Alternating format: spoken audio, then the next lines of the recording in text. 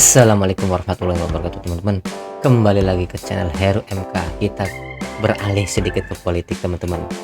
Lagi ramai nih teman-teman. Refli Harun, pakar tata negara, mendapatkan informasi A1 teman-teman. Sampai-sampai Sylvester, mantan lawan petarung Rocky Gerung itu mengangkatkan dua jempolnya kepada Refli Harun teman-teman. Oke, nggak usah banyak basa-basi, kita langsung ke videonya teman-teman. Saya ingin memulai dengan meminta maaf karena saya akan men-spill beberapa hal yang saya dapatkan dari orang yang bekerja di sana, ya. Dan saya tidak mengklaim bahwa ini pasti benar. Tetapi saya menyampaikannya saja. Karena tidak ada kata-kata, oh ini tidak boleh disampaikan. Tapi tentu namanya yang tidak boleh saya sampaikan, ya. Dia bilang begini, dia kirimkan kepada saya sebuah YouTube, ya. Saya pikir YouTube-nya dari istana mungkin ya. Iya betul, Sekretariat Presiden, YouTube dari Sekretariat Presiden yang berjudul Keterangan Pers Presiden Jokowi IKN 25 September 2024. Hari ini ya. Dan kita tahu isi dari YouTube itu adalah bicara tentang investasi. Yang saya tahu dari Rusia, kemudian dari China dan dari Australia. Kita nggak tahu entah benar entah enggak ya. Groundbreaking kan. Ya udahlah, orang yang paham proyek juga kadang groundbreaking, setelah itu gone with the wind itu biasa. Dia bilang begini, apa yang dikatakan Jokowi itu semuanya bohong. Dia bilang bohong, ini bohong. Dia bohong maksudnya mungkin. Saya saat ini lagi di depannya Jokowi yang tidak kena kamera, liputan dari wartawan Kaltim. Ini Refli Harun ini sedang membacakan orang yang memberikan informasi kepadanya di sana teman-teman, di IKN teman-teman. Saya bilang, bohongnya di mana? Tanda tanya. Itu saja pertanyaan saya. Mengenai investor, nyatanya sampai saat ini proyeknya IKN bulan Desember nanti semua kontraktor BUMN selesai kontraknya. Sudah ada beberapa gedung yang mestinya sampai bulan Desember tapi sudah gulung tikar. Pekerjanya sudah didemobilisasi. Artinya sudah dipulangkan ke daerah mereka masing-masing. Saya hanya menyampaikan saja. Jadi kontrak terakhir itu infonya sampai Desember akhir tahun ini teman-teman. Dan para pekerjanya itu sudah disuruh pulang, sudah dipulangkan ke daerahnya masing-masing teman-teman. Kita nggak tahu kelanjutannya gimana tuh IKN. Dan saya tentu tidak bisa mengatakan namanya siapa, tapi yang jelas dia adalah seorang pekerja di sana yang memang sehari-hari ada di sana. Dia juga spill ke saya soal kenapa Jokowi tidak betah di sana. Henry Satrio nggak tahu jawabannya kan? Nggak ada tukang cukur. Nih.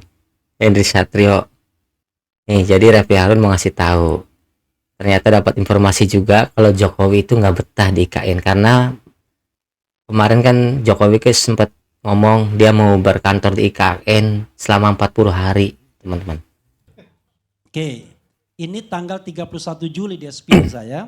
Jokowi pulang dari IKN kemarin 30 Juli 2024. Dia tidak betah di kantornya sendiri dan istananya. Utilitas yang ada di Kanpres itu kantor presiden maksudnya, seperti air yang dibawa dari luar untuk mengisi tangki yang ada di atas gedung, terus TRS dia tulis, air itu mengalir turun melalui jaringan-jaringan pipa ke wastafel, ke urinoir dan lain-lain itu macet, garis miring tersendat, dan airnya kuning-kuning seperti tidak di ultraviolet.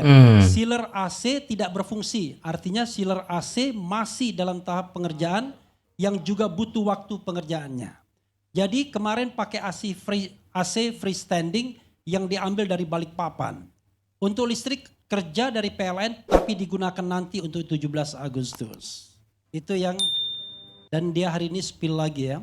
Rapat koordinasi nasional Presiden RI dengan Basnas dan Lintas Agama se-Indonesia di Istana Negara. Peserta 600 orang, ini bohong mengatakan ada 600 orang. Ini yang meliputi teman saya yang memang dia pro Jokowi, teman satu konsultan. Itu ya saya tidak tahu betul apa enggak ya kan. Dan saya juga tidak tahu orangnya siapa, wajahnya saya tidak mau tahu. Tapi dia ngomong seperti itu. Nah maksud saya begini, saya khawatir ketika kita ngomong tentang IKN ini, masing-masing kita ini bicara seperti bentuk gajah. Orang buta yang kemudian pegang telinganya dia bilang gajah itu lebar, pegang buntutnya gajah itu kecil dan lain sebagainya. Saya tidak mengklaim bahwa saya paham tentang IKN, habisnya nggak pernah diundang juga. Jadi kita tidak tahu. Yang saya tahu IKN itu 1 tahun yang lalu Dan saya terus terang termasuk yang pesimis kalau lihat kondisi 1 tahun yang lalu ketika saya main ke sana. Jadi pada waktu itu yang saya lihat itu adalah Kenapa pesimis, Pak? Kan Presiden Jokowi kan banyak uangnya, dia yakin bisa membangun ibu kota baru. kompleks yudikatif, ada MA, bakal MK, ada rumah atau kantor wakil presiden, ada rumah menteri-menteri dan lain sebagainya. Tidak hanya masih brownfield, masih coklat tanah.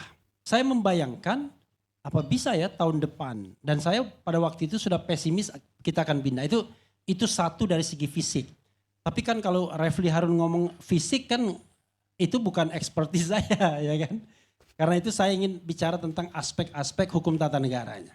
And then mulainya adalah the question is, saya tanya tuh Sylvester dan teman-teman dari kubu sana ya, katakanlah kita anggap perkubuan ya kan. Ibu kota itu di mana sekarang? Ibu kota negara itu di mana? Ibu kota negara di mana? Saya yakin di kubu sebelah bingung teman-teman. Karena Kepres ibu kota Jakarta ini udah dicabut teman-teman. Sedangkan untuk ibu kota IKN itu belum ditandatangani. Jadi Indonesia ini sekarang ini nggak punya ibu kota teman-teman. Republik Indonesia yang jumlah penduduknya 275 atau 280 juta beribu kota di mana sekarang? Bingung dia, jawabnya juga nggak bisa kan? Beribu kota di mana? Beribu kota di? Nah, jadi kalau kawan-kawan bingung, saya juga agak bingung. Tetapi saya bisa mengatakan ibu kotanya hampir tidak jelas. Hampir tidak jelas. Kenapa saya katakan hampir tidak jelas? Begini. Undang-undang tentang IKN itu ditandatangani pada tanggal 15 Februari 2022. Oke? Dan seharusnya itu menandai perpindahan. Karena ibu kota itu sudah berpindah. Tapi dalam kebiasaan undang-undang itu selalu ada pasal peralihan. Pasal peralihannya 2 kurang lebih. Yaitu 2 tahun setelah adanya undang-undang ini, itu harus dibuat perubahan terhadap undang-undang DKI. Karena DKI atau Jakarta itu tidak lagi menjadi daerah khusus ibu kota.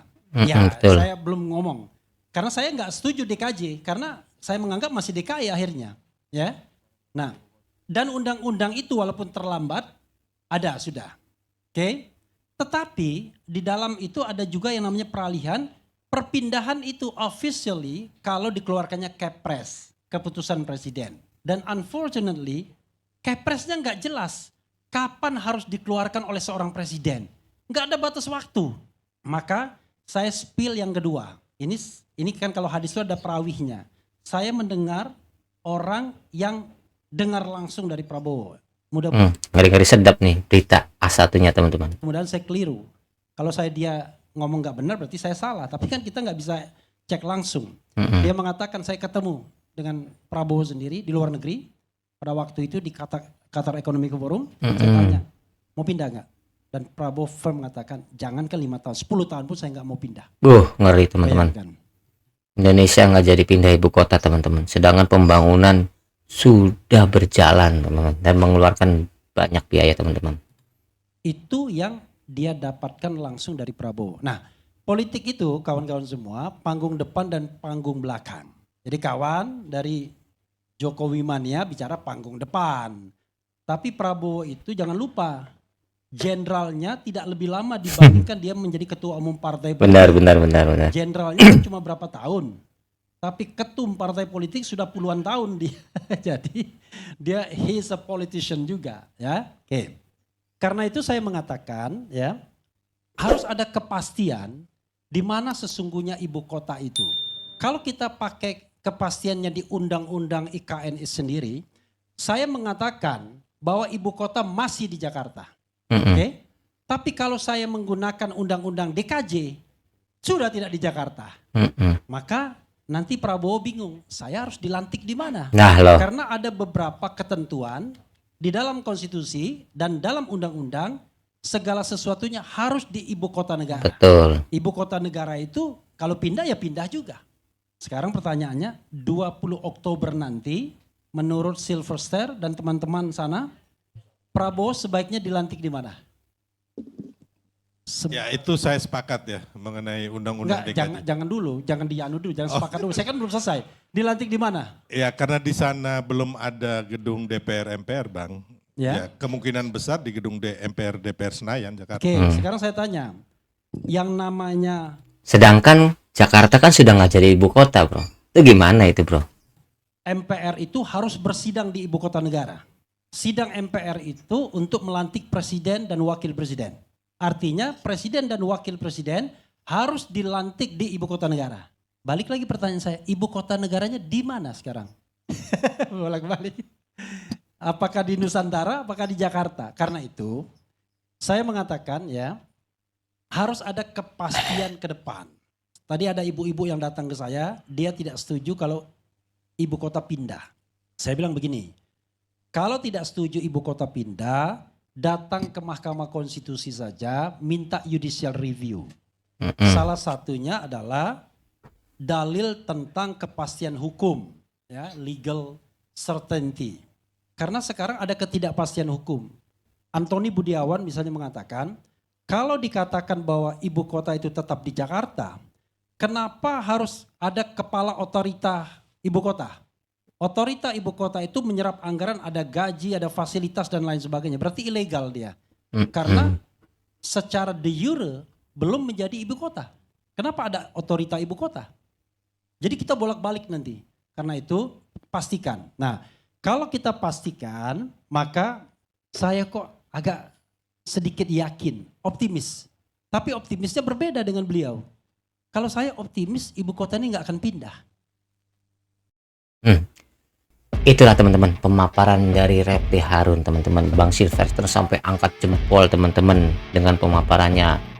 Dan tentang informasi A1 ini ya kita nggak tahu, teman-teman, kebenarannya. Bang Refly pun cuma mendapatkan cerita dari orang yang mendengar Pak Prabowo langsung mengomong seperti itu, teman-teman. Oke teman-teman, like video ini kalau Anda suka, jangan lupa subscribe, nyalakan lonceng notifikasinya, teman-teman. Assalamualaikum.